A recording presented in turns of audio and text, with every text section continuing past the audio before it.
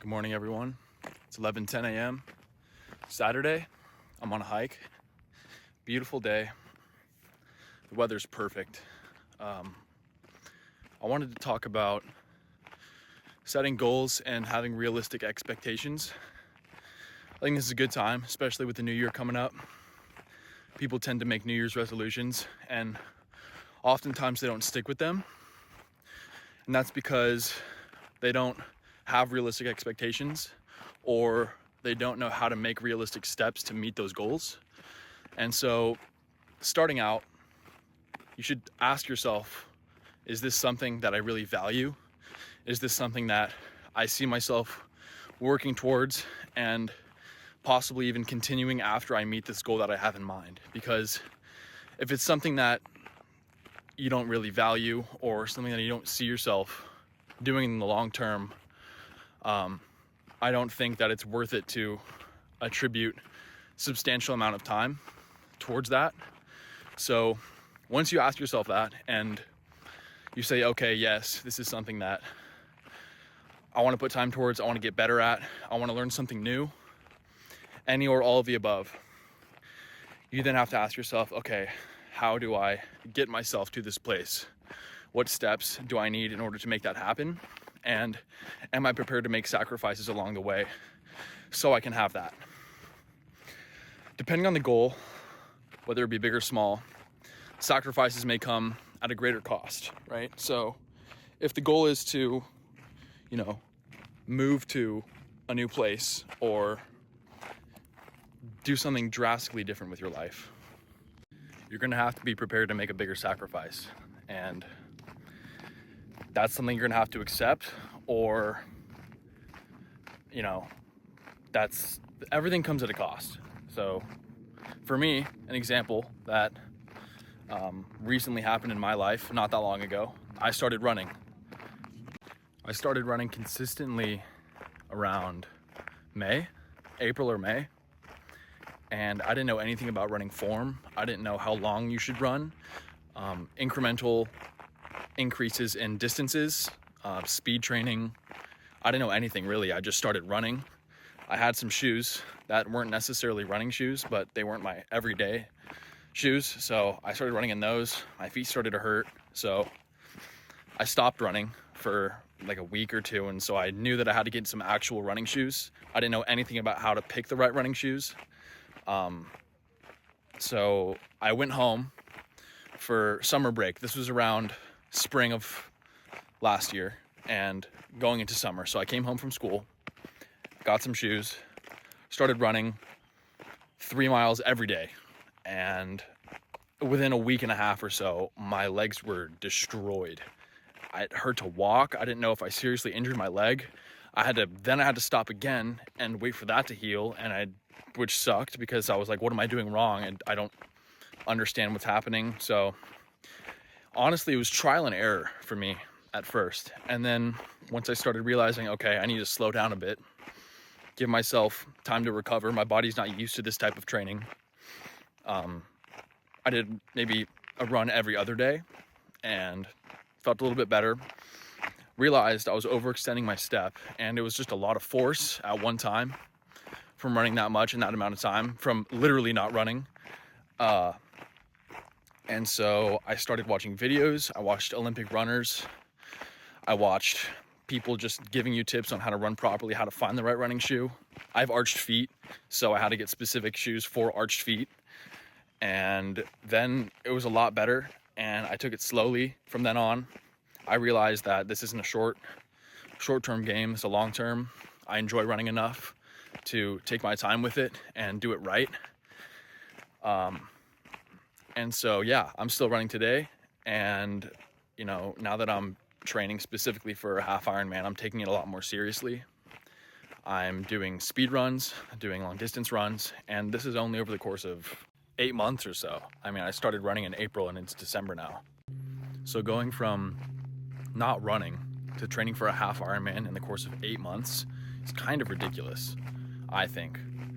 So that's just an example of how it doesn't necessarily need to be a long amount of time for you to develop something. It goes down to how badly you want it And if you properly train, diet is huge. You need to eat clean. You can't afford to be eating junk food, be drinking soft drinks, indulging in alcohol all the time. I mean, every once in a while is fine. Everything in moderation, but I mean, when it comes down to training for something specific, I think it's important to really lock down your diet, lock down your training, because that's important. How you fuel your body.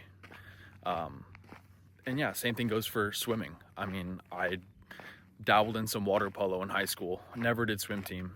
Never swam. And I started swimming around the same time I started running, and then I stopped it because over summer there wasn't a pool for me to really train in.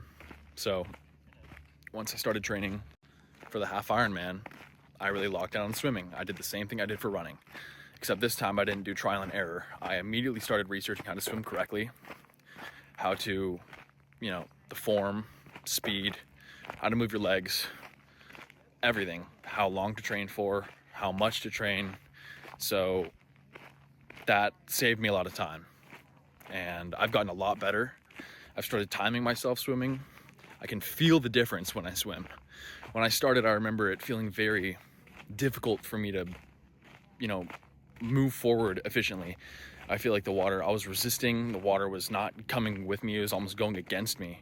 And that's not how it's supposed to feel. Now that I know how to correctly swim, it feels like I'm flowing with the water, which is great. And I love swimming even more now that I'm better at it. So once you get good at something and you get past that phase where you're not good at it, it becomes a lot easier to stay motivated, a lot easier to stay consistent, and you'll see yourself progressing in real time.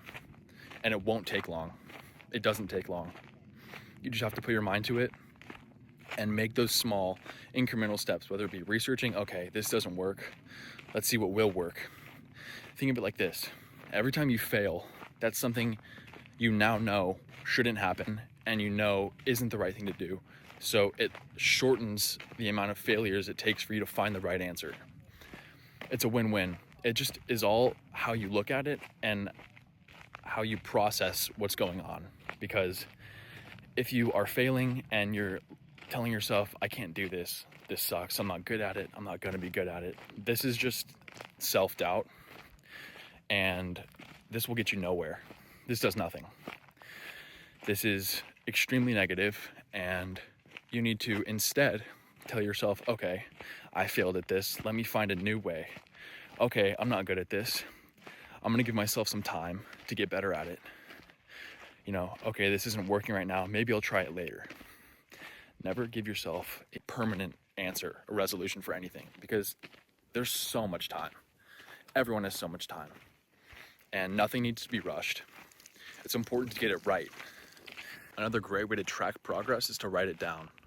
I found journaling is really beneficial, and it helps me a lot, not only to see progress, but to keep myself productive just in life. Every morning I wake up, I have a journal, and I write down, wake up, first thing, immediately can check it off. And for me personally, that tells me, okay, I've already started my day, I have already completed something, and that gets me in this train of thought where I'm already moving, right? There is no, okay, I need to wait to check this off and do it, and I already don't really want to. You're basically already starting your day with something you've already done. This acts as a reward system and will enforce you and make you want to continue to complete things. So I put wake up, make breakfast, drink water, however small it is, it does not matter at all.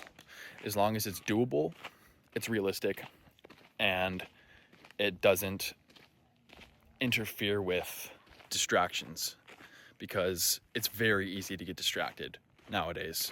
I mean, our phones are the ultimate distraction. Video games are a distraction. TV is essentially a distraction. And these are all available to us at essentially any time. So on top of journaling and writing down daily what I want to complete and be productive with, I set a time limit on my phone. My parents in high school and middle school, pretty much all growing up, gave me a time limit on my phone and my PlayStation, almost all electronics. and I didn't like it. I was always mad, trying to rebel against them, trying to find ways to get around it. Sometimes I did, sometimes I didn't. But now I realize that they were only trying to help me, and how important it is to limit yourself, especially on these screens and social media, because it's addictive and it is an extreme waste of time. I mean, literally, I want all of you right now to go to your settings and look at your screen time. And if it's anything over 2 to 3 hours a day, that's a lot of time daily, just scrolling or watching something or whatever it may be. And that time could be spent elsewhere. It could be spent planning. It could be spent working. It could be spent socializing with family, with friends. Almost anything is better and more effective and more productive than wasting time on screens. And believe me, it's not easy. It's very hard, especially growing up with screens everywhere. Technology nowadays is in almost everything we do with our lives. Every profession, communication, photos, everything is involved with the screen. And it's very easy to just get distracted, go down a rabbit hole of nonsense, essentially. And so being determined and knowing yourself, and like knowing how to stop yourself from indulging in just addictive rabbit holes of information is very important in life, but especially in training, because time is money and time spent doing things that aren't productive is going to be time wasted. It's very easy to slip. And so I'm just stressing the importance of time management. That's all I'm going to say about that. But moving on, being consistent is extremely important. I see a lot of people on social media talking about how you need to change up your routine and change this and that because it can get boring and you can get stagnant and stuff like that. But for me personally, when I stick to a routine and do things consistently over and over again, and I get in a habit of doing them over and over again, it almost becomes second nature, and I don't have to think about doing it. Just like we don't have to think about breathing, we just do it. For me now, I don't even think about training. It's just part of my day. I just know it's gonna happen. I don't think about cooking. I know I'm gonna cook. It's just gonna happen, right? So developing these habits where you sort of get yourself onto this forward moving motion is essential, because it will make you less stressed and you'll just consistently be doing things that are productive, which will decrease the amount of time it takes for you to complete these goals that you've set for yourself. So journaling, time management, consistency, diet, and self-control are the most important things in managing goals, setting realistic expectations, and completing those goals. Anyways, that's it for today. About to finish my hike. It's beautiful. Hope you all have a great day. I'll see you in the next one. Peace.